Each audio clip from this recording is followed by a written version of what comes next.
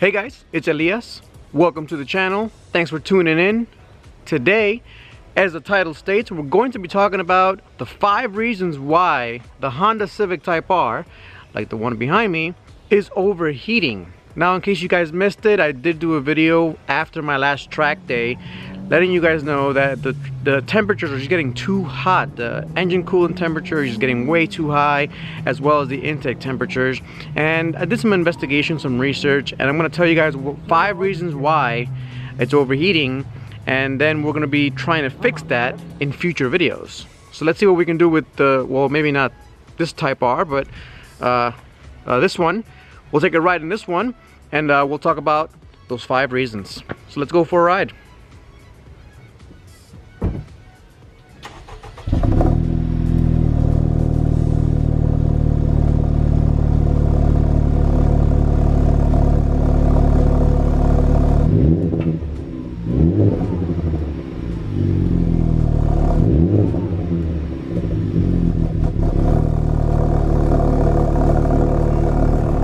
So here we go, guys. I'm in the Type R currently, and it's only 77 degrees outside, not that warm, and all my temperatures and everything are pretty good. You know, it's 194 degrees Fahrenheit before it hits the radiator, the engine coolant temperature, and then after the radiator, it's 129 degrees Fahrenheit, so that's not bad at all. And my intake temperature is at around 100 degrees Fahrenheit. Again, very low, very good, but we're not really pushing it, of course. The car's not going to overheat unless you're really pushing it really, really hard at the track. I mean, I could, you know, do a little speed run here. And temperatures aren't really going to move that much. It only is going to be raised a lot if you're racing it, or you're at a track day, or even in an autocross and it's really hot out and you're really, really pushing it. And so it's something to keep in mind if you're going to be pushing the car like I push the car. There are definitely some things that we're going to be doing to improve the cooling of the car. But first, we have to know what's causing the problem and then attack it head on. So what are the 5 reasons that this car tends to overheat when being pushed?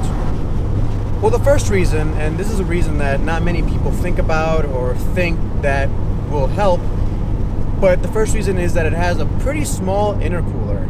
Now, most people think that an upgraded intercooler is mainly for power, and yes, a better intercooler will get you better power because it'll get you colder air, which is... What the heck was that? Oh, a little Civic SI was trying to race me. I had no idea. 1 second.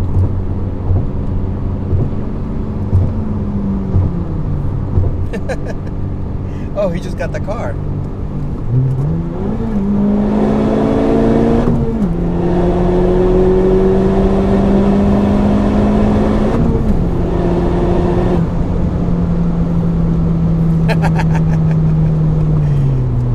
It's always fun, right? And again, temperatures, not too hot. So as I was saying, the intercooler, it's just way too small for what it is. And most people don't think that upgrading the intercooler is going to cool down the temperatures, but I'm here to tell you that it is.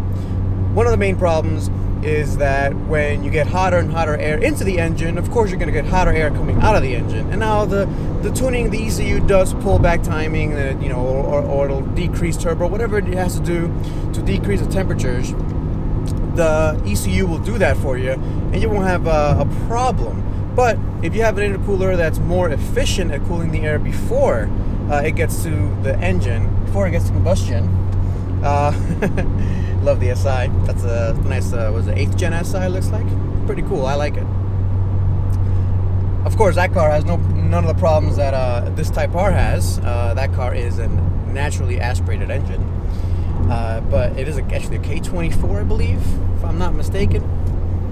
Anyway, if you increase the cooling efficiency of the intercooler, you get cooler air going into the engine. Cooler air going into the engine is, of course, going to reduce the amount of heat that is produced by the engine.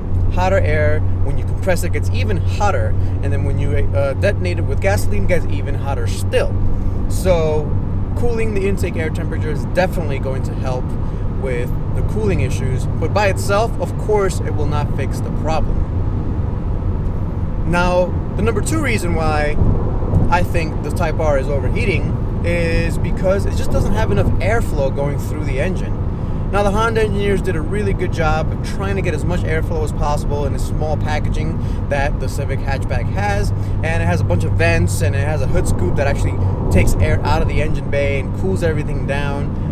However, I just don't think it's enough. It doesn't cool it enough. It needs more air to go through the engine bay, and I think one of the main things is that big bar, the bumper bar in the front, where the H is, it's just blocking the air too much. You see the Honda factory racing, the Type R's that are on the racetracks, a lot of them have this weird looking grill that is just basically a bunch of holes and it lets a lot of air in. I don't like the look of it, but it does increase the efficiency of the engine to cool down because it just gets you that much more airflow.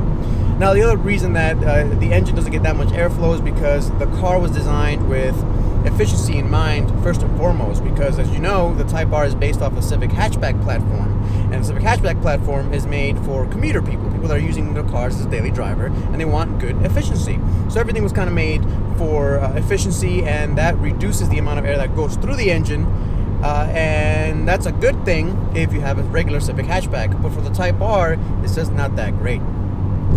So there are some solutions. Like I said, you can get that weird looking bumper bar in the front, and you can reduce or increase the amount of air going through it by reducing the amount of surface area that the bumper bar has in front of the radiator and the condenser. And since we're talking about the condenser, what is the condenser? Well, the condenser is basically a radiator that sits in front of the car's cooling radiator and is used by the air conditioning system to basically cool down the air as it goes through. So the way the air conditioning works in any system, be it a refrigerator or an air conditioning system in your house, every system has an air condenser that has air pass through it to cool down the liquid or gas or whatever's in there that's going to be compressed by the compressor to then cool down the temperature in your car. Now, I'm not a chemist, and I'm not that well versed in HVAC systems, but what I do know is that the Civic Type R's condenser, one big radiator, sits in front of the coolant radiator for the Type R. So it's blocking the entire airflow before it gets to the coolant temperature radiator. So all of that air has to pass through the condenser to get to the radiator, and that's just blocking airflow. So one solution is, of course, to remove the condenser from the Type R, but then you lose your air conditioning system. That's just not something I want to do. This will be a race car for me at some point, but I don't want to lose the air conditioning system with the car.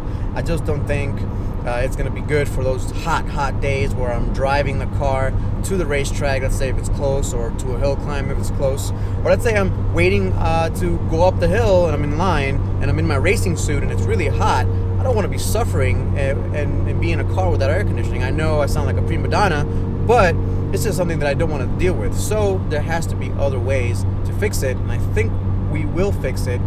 We'll talk about that in another video. And now the final, and actually the worst thing about this car's cooling system, is the fact that the cooling system is used to cool down the exhaust air temperature right after it is ignited.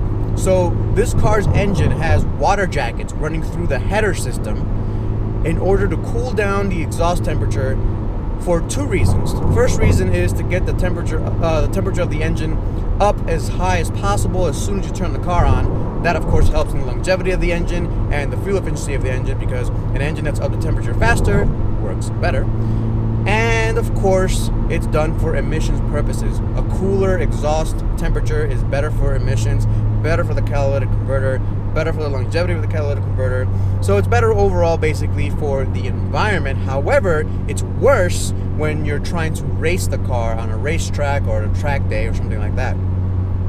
Now, this design has been around for a while. Volkswagen uses it extensively as well. So if you have a Volkswagen GTI, for example, or a Golf R, those 2.0T engines also have the same exact design where coolant goes through the exhaust jacket and cools down the exhaust temperature. Now, as you know, exhaust is really, really hot. It is the hottest part of the combustion process. It's right after it burns, it gets expelled, and you get really, really hot exhaust. I've seen exhaust manifolds get red hot from just running the engine really hard. And when you're at a track day, you're running the engine really hard. You're going all the way up to 120, 130, 140 miles an hour, then stopping really hard, and then going up to that again, and then stopping really hard and going up to that again. So it's not an easy time for the engine. And yes, while the exhaust temperature goes down and it helps emissions and efficiency and all that stuff, it completely heats up the cooling system. And with all the other deficiencies that the Type R cooling system has, I don't think it can handle it all without some help. So I will be looking into some solutions to fix the problem. Now, I'm not exactly sure I get 100% what I'm going to do. I think what I'm going to do is I'm going to get a bigger radiator, because with a bigger radiator you have more coolant capacity. With more coolant capacity, it has more heat capacity, because more coolant, more heat capacity, that just makes sense. And I'm thinking I'm also going to be having to install an oil cooler. Now, a lot of cars that are modified with turbos and things like that do get oil coolers installed as well. It's just something you do for the longevity of the engine. I don't know why the Type R doesn't have an oil cooler, or it might. I just don't know about it. I don't think it does. I know it has a transmission cooler, but no oil cooler. So I think I'll be adding that. I know Greddy has one out. I'm not sure if I'm going to do that or if I'm going to make a custom one myself. I'm leaning more towards making a custom one myself. Let me know what you guys think in the comments, of course, if I should just go ahead and get an off-the-shelf part, or if you guys are interested to see in me making a custom radiator and a custom oil cooler. I think it's pretty cool. Pretty cool to see the process of measuring it out and creating a custom part for my race car, which is the Type R. So that pretty much wraps it up, guys. I hope you enjoyed the video. I hope it was very informative, as usual. If you have any questions, as always, put it down below. I'll be happy to contact you guys. If you haven't followed me yet on Instagram, go ahead and follow me on Instagram. It's Flying Gato. I do a lot of updates there. I do a lot of stories there. Basically, my day-to-day is on my Instagram. So if you haven't followed me, go over there and follow me if you have an Instagram. And yeah, thanks for watching, guys. I'll catch you guys next time. Peace out.